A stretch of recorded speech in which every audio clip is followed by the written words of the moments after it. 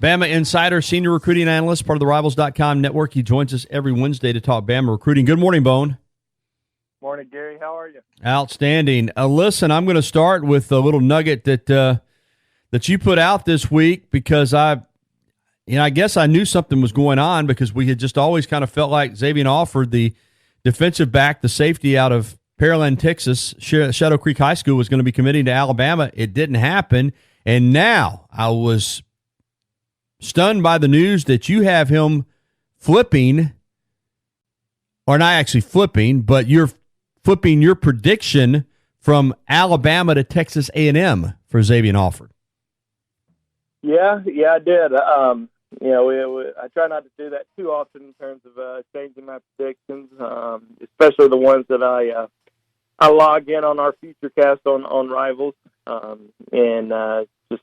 It was kind of interesting, back in, I guess it was late June, it was probably about maybe a week or so after he had camped down in Tuscaloosa, and, there was a lot of buzz that he was closing in on announcing for Alabama.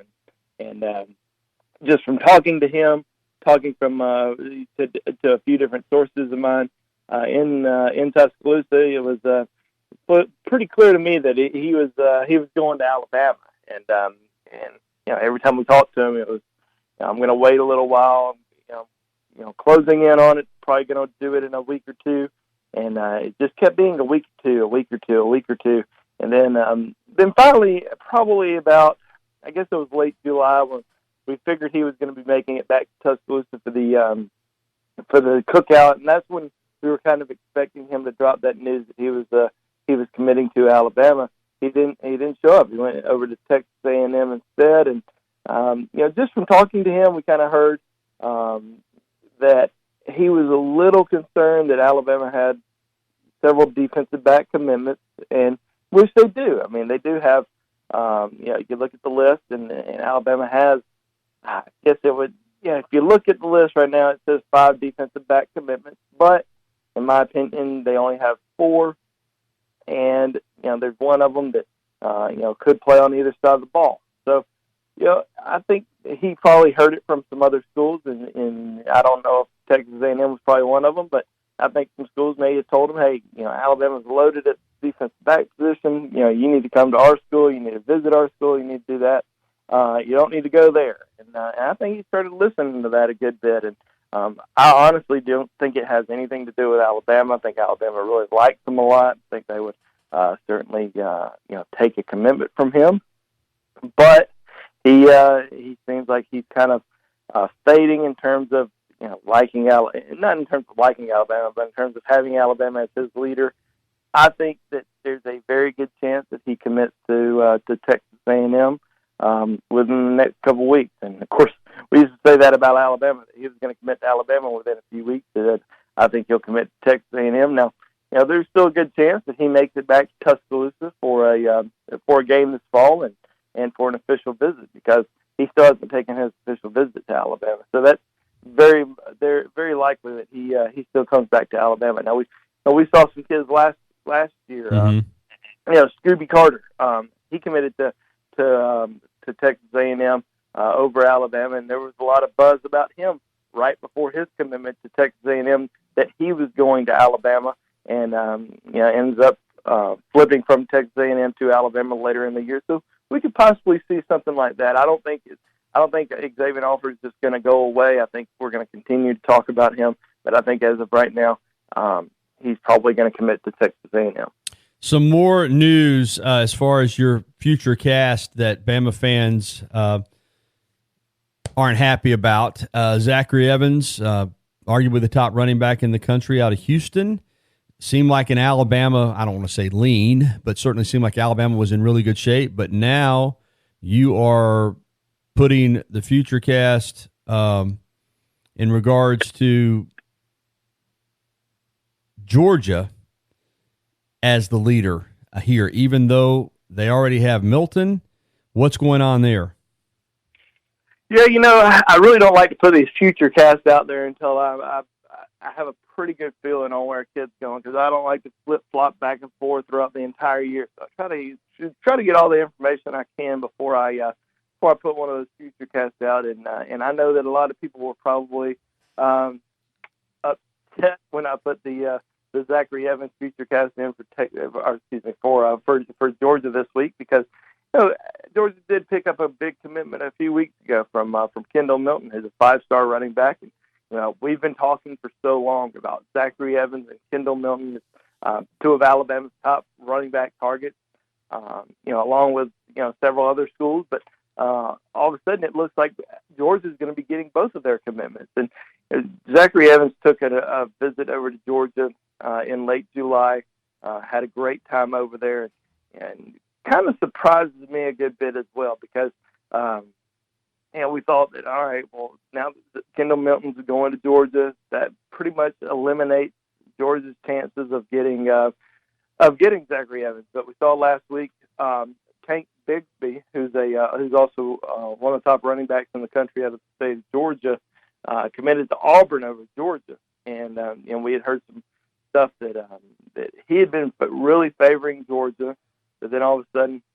Georgia didn't have a spot for him because they felt very confident that they were getting another big-time running back, and the only one that they're heavily recruiting outside of Tank Bigsby and Kendall Milton is Zachary Evans. So, we feel pretty confident that Zachary Evans is probably going to pick Georgia whenever he gets ready to announce, and I think he'll announce before the start of his senior season. Now, it's going to shock probably a lot of people, because people that don't follow recruiting as closely, because Georgia's going to get 2 5-star running backs in their recruiting class. Now, I don't think his recruitment's going to be over at all, and I've been saying this for a while, that even when I felt pretty good about Alabama getting his commitment, I said, don't celebrate just yet, because he's a Houston kid. He hasn't taken any of his official visits. Texas A&M is right there in the mix with him. He could be making a decision soon, but that doesn't mean he's not going to take any visits or let the recruiting process play out. So I still think he'll make it back to, even if he does commit to Georgia, I still think he'll make it back to Alabama for an official visit. I still think Texas A&M right there in the mix. I mean, honestly, if when December comes, I could easily see him flipping to or announcing for Texas A&M, whatever it may be, if the Aggies have a good season this year. But I think Alabama's probably fading a little bit with him, but I don't think they'll go away anytime soon. I think they'll be there until the end. Wow. And as I've said before, Bone, again, this is nothing against these great national running backs. I think they're tremendous, but Roydell Williams right here in Hueytown is a tremendous back too, and Alabama's got him committed already. Don't forget that, Bama fans. This guy can really play. Hey, you got updates on – go ahead, Bone. I'm sorry. Oh, I'm sorry. Yeah, well, I was going to say, that there's no doubt about that. I mean, Roydell's an elite running back. Alabama also signed the top running back in the country last year in Trey Sanders, and obviously they'll have him back next year. And Roydell Williams, one of the top running backs in the country, certainly in my opinion. We've talked about that, throughout the year, how great he is. And, I think there's a lot of really good running backs out there in the country. There's not just two good running backs throughout the country every year. There's a lot of really good running backs. I mean, Alabama missed on some guys a few years ago and ended up with a guy named Josh Jacobs, who just happened to be a first-round draft pick. So, there's a lot of really good running backs out there, and I think Alabama's going to be just fine at the position with or without Zachary Evans. In regards to Sanders, because you followed him all through his high school career, as you said, number one rated back, had come in here and was turning heads in practice. How big a loss is that for Alabama this year, do you think, him not being able to play? Well, it's tough. I think Alabama would have certainly loved to have him, but the good thing is Alabama does have Najee Harris and Brian Robinson and some other guys. Some other guys that can provide depth. But he would have certainly made a little bit of an impact this year and had a good season, and certainly been ready to getting some good game experience under his belt before really taking over next year or whenever it may be. Would have been great for him, but I think Alabama does have 2 elite running backs that are going to be ready to go this season. All right, you've got updates at BamaInsider.com on a couple of national recruits that Alabama's involved in.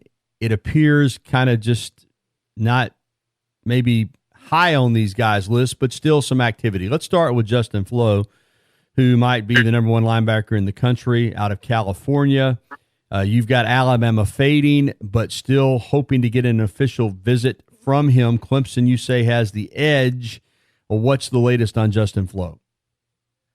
Well, Justin Flo named a top 4 a couple of weeks ago, and I think a lot of people were a little surprised by the number 4. Well, I say the number 4 school. It wasn't in an order, but one of the schools I say they were surprised about.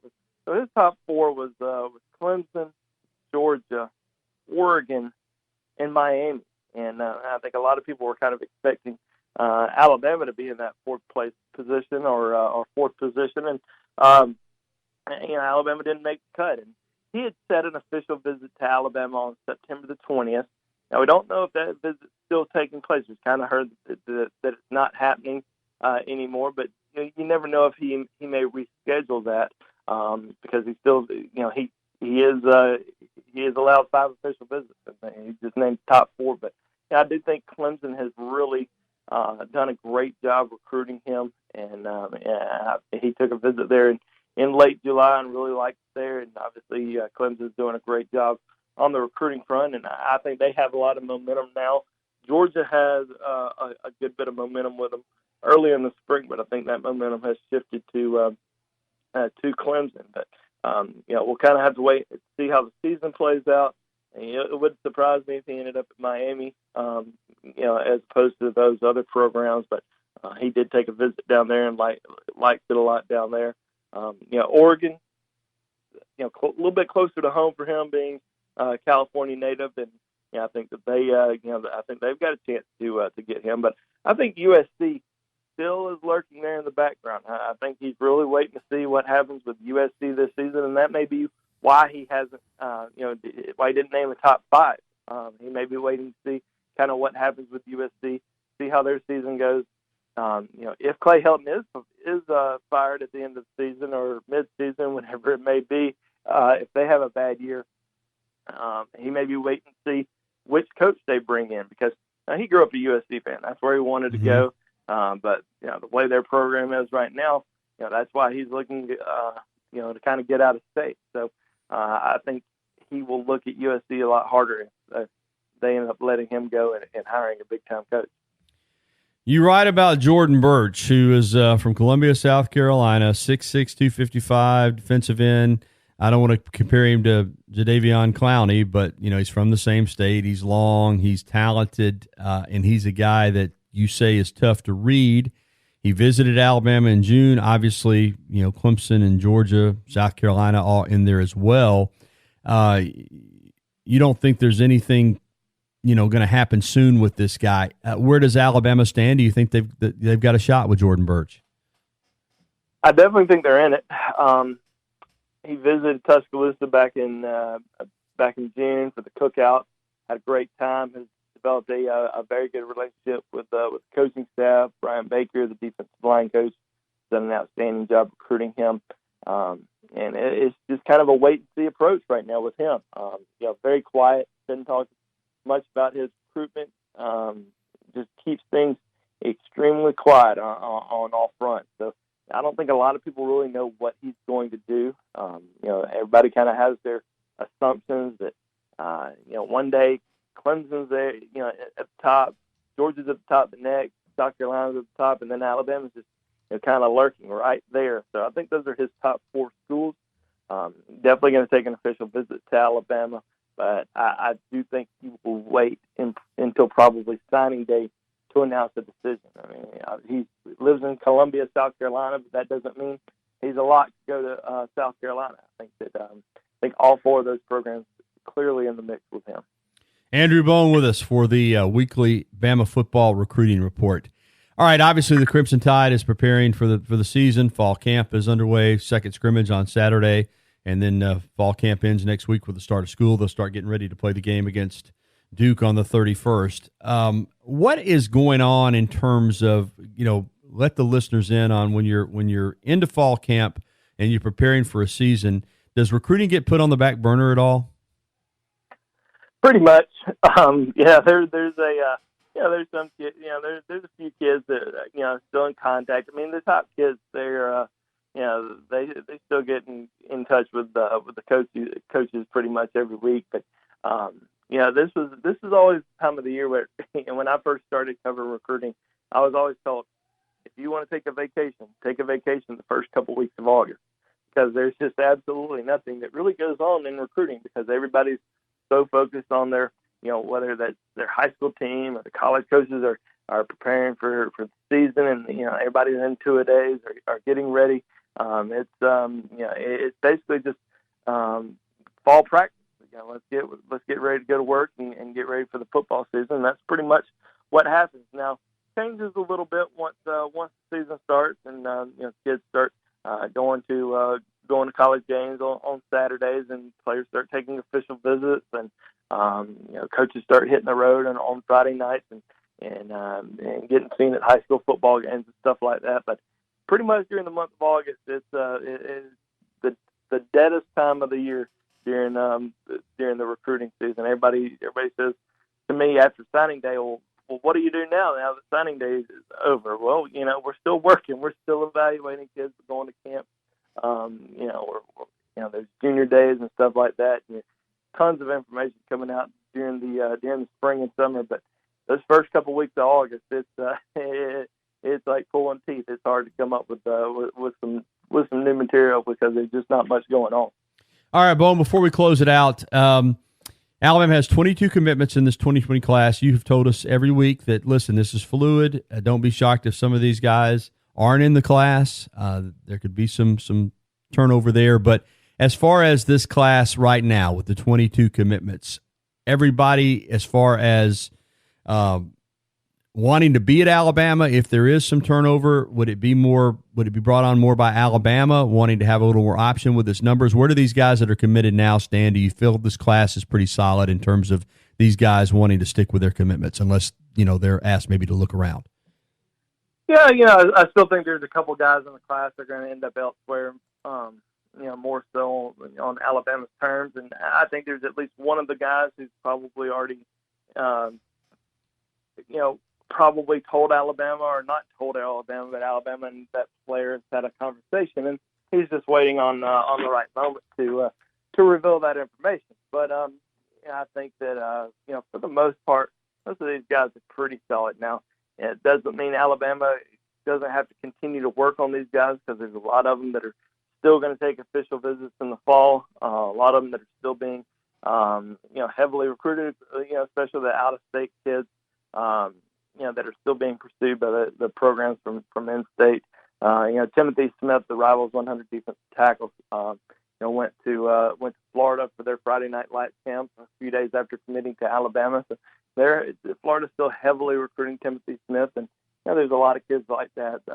Jacquez Robinson, from Jacksonville, still heavily recruited by Florida State, and South Carolina, and there's a few other kids. But for the most part, I think the kids that are committed that Alabama really wants, I think I can't really see any of them flipping right now. We'll have to wait and see how the season goes, but for the most part, I think most is pretty solid. Well, I know you've got your finger on the pulse of everything with recruiting. Just let our listeners know what they need to do to get involved with Bama Insider, and of course, you got social media pages too. Yeah, well, follow us at BamaInsider.com, which is part of the Rivals.com network. You can also follow me at Andrew J. Bone, and subscribe to our YouTube channel at Bama Insider. Sounds like a plan. Thank you, Bone.